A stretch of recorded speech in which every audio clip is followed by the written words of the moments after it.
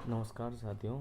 तो हम लोगों ने पहले वाले वीडियो में डिस्कशन किया था कि अगर कोई भी व्यक्ति अनफिट डिक्लेयर किया जाता है मेडिकल ऑफिसर के द्वारा, तो वो व्यक्ति एप्लीट मेडिकल बोर्ड में जा सकता है। तो अब हम लोग पढ़ेंगे कि ये देखेंगे कि एप्लीट मेडिकल बोर्ड होता क्या है, इसमें कौन रहता है और वो क्या करता है। जैसे सबसे पहले अब ये देख लीजिए कि IME PME में अगर कोई भी व्यक्ति अनफिट होता है, अनफिट 3 टाइप से होता है जो हम लोगों ने बात किया था कि माइंस में के लिए मैंने किसी भी माइंस में काम नहीं कर सकता है, एक ऐसा अनफिट डिक्लेयर किया गया हो। या फिर बोल दिया गया कि नहीं कोल माइंस में काम नहीं कर सकता but he can work in metal mines, ये दूसरा टाइप का अनफिट है। या फिर बोल दिया जाए कि माइंस में ये ब्लास्टिंग में काम करने लायक नहीं है कोई भी मेडिकल कारण से, तो वो तीसरा टाइप का अनफिट है।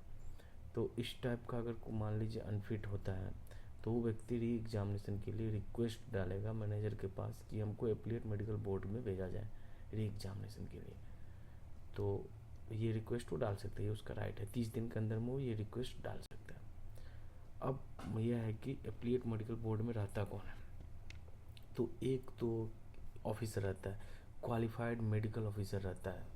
मान सकते हैं आप इंस्पेक्टर ऑफ माइंस मेडिकल वाले जो है वो एक क्वालिफाइड मेडिकल ऑफिसर रहेगा DGMS का, जो एप्लीट मेडिकल बोर्ड में रहेगा। दूसरा रहता है अपॉइंटेड बाय, रहता है नॉमिनेटेड बाय चीफ इंस्पेक्टर है, लेकिन वो कंसल्टेशन करेगा वेलफेयर ऑर्गेनाइजेशन से। जो सेंट्रल गवर्नमेंट द्वारा कोई भी वेलफेयर ऑर्गेनाइजेशन है, जो वर्कर के वेलफेयर के लिए ऑर्गेनाइजेशन जो सेंट्रल गवर्नमेंट ने जिसे मान्यता दिया हुआ है, सेटअप किया गया है, उनके कंसल्टेशन में वो चीफ इंस्पेक्टर एक मेडिकल ऑफिसर को अपॉइंट करेगा जो एलोपैथी सिस्टम के लिए क्वालिफाइड हो।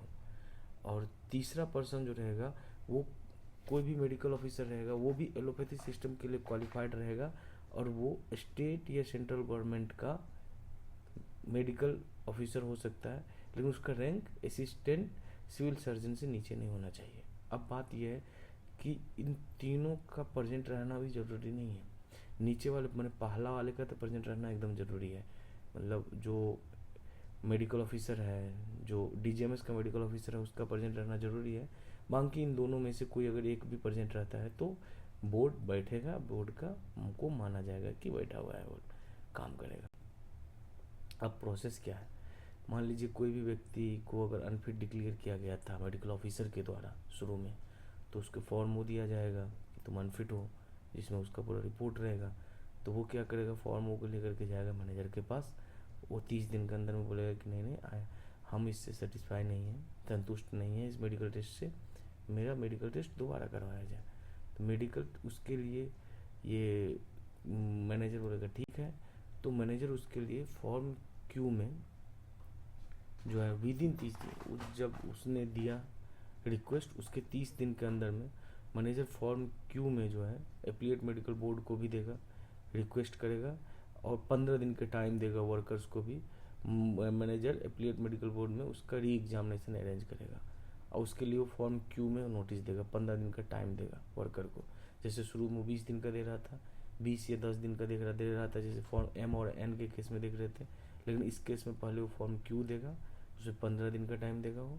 अगर वो व्यक्ति उसमें नहीं आ पाता है तो फिर उससे वो